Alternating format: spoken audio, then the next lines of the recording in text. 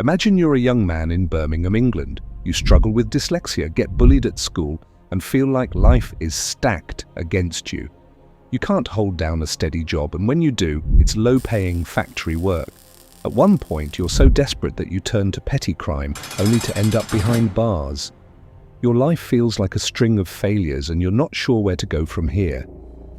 That was the situation a young John Michael Osbourne, later known to the world as Ozzy Osbourne, found himself in. And yet, fast forward a few decades, and Ozzy had become one of the most successful and recognizable figures in music history. He helped invent heavy metal, sold more than 100 million albums, became a pop culture icon, and earned the nickname the Prince of Darkness. But his success story was anything but smooth. It was filled with chaos, tragedy, and survival.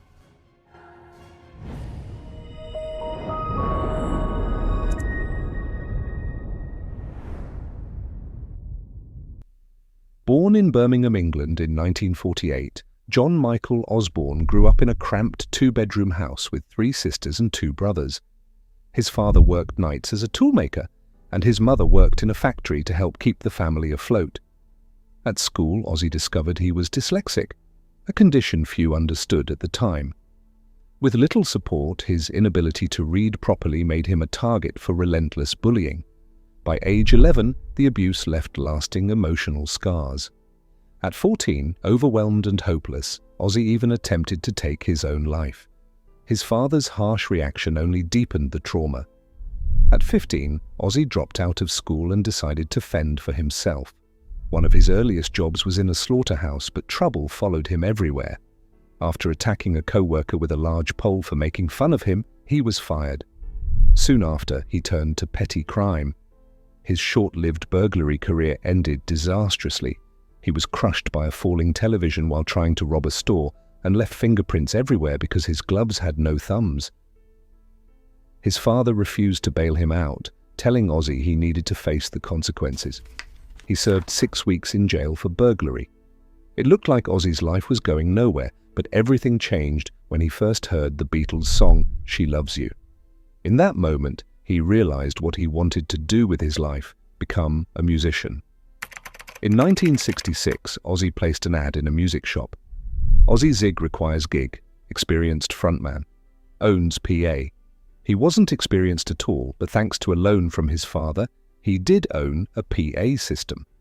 For musicians like Ozzy Osbourne starting out, owning a PA system meant he had the essential equipment for vocals during rehearsals or small gigs. A big deal at the time, since most new bands didn't have access to one. The ad caught the attention of bassist Geezer Butler, and soon after, guitarist Tony Iommi and drummer Bill Ward joined in.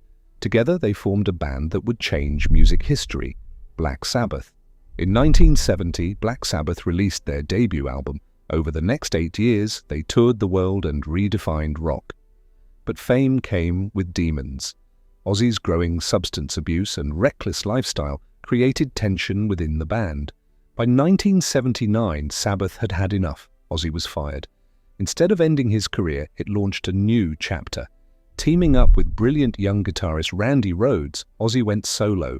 His debut album, Blizzard of Oz, 1980, was a massive success, but controversy followed. At a CBS meeting in 1981, drunk and desperate for attention, he infamously bit the heads off 2 live doves. Then, in 1982, during a concert in Iowa, he mistook a real bat for a toy and bit its head off, leading to emergency rabies shots. Then came tragedy. On March 19, 1982, guitarist Randy Rhoads, makeup artist Rachel Youngblood, and the band's bus driver were killed in a horrific plane crash. Rhoads was only 25, and Ozzy called it the worst day of his life. That same year, Ozzy divorced his first wife, Thelma Riley, and married Sharon Arden, the woman who became his anchor, but also part of the chaos. Their marriage was explosive, with addictions, affairs, violent outbursts, and even a 1989 incident where Ozzy, in a blackout, tried to strangle Sharon. The controversies didn't stop there. In the 80s, grieving families even tried to sue him, claiming his music encouraged their children to take their own lives. The cases were thrown out, but the Prince of Darkness label stuck. Still, his career flourished. Bark at the Moon, The Ultimate Sin, No Rest for the Wicked, hit after hit cemented his solo success. Then in the 2000s, the world saw a whole new side of him with the reality show The Osbournes, where his bizarre, often drug-fueled behavior made him a household name all over again. In December 2003, disaster nearly struck again when Ozzy crashed an ATV at his estate. He broke several bones and spent 8 days in a coma. Even then, he survived. Doctors later discovered that Ozzy carried a rare genetic mutation that made him more prone to addiction, but also strangely resistant to its deadly effects. It may help explain how he managed to outlive decades of abuse that would have killed most people. But his luck couldn't hold forever. In 2019, after years of punishing tours, Ozzy was forced to cancel shows when his health began to decline. That same year, he revealed he had been diagnosed with Parkinson's disease. "It's been terribly challenging for us all," he admitted in a 2020 interview. A bad fall had also worsened an old spinal injury, leaving him in constant pain.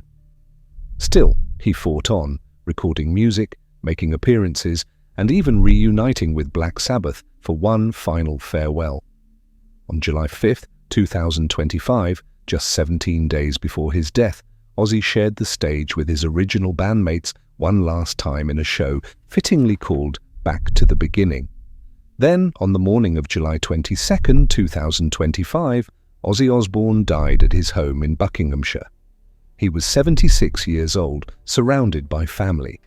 His death certificate listed the primary cause as acute myocardial infarction, a heart attack, and out-of-hospital cardiac arrest, with coronary artery disease and Parkinson's disease with autonomic dysfunction noted as contributing factors. The world reacted in shock.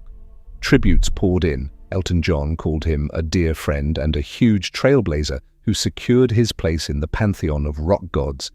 A true legend. Countless fellow musicians, from Metallica's James Hetfield to Queen's Brian May, shared their grief and memories.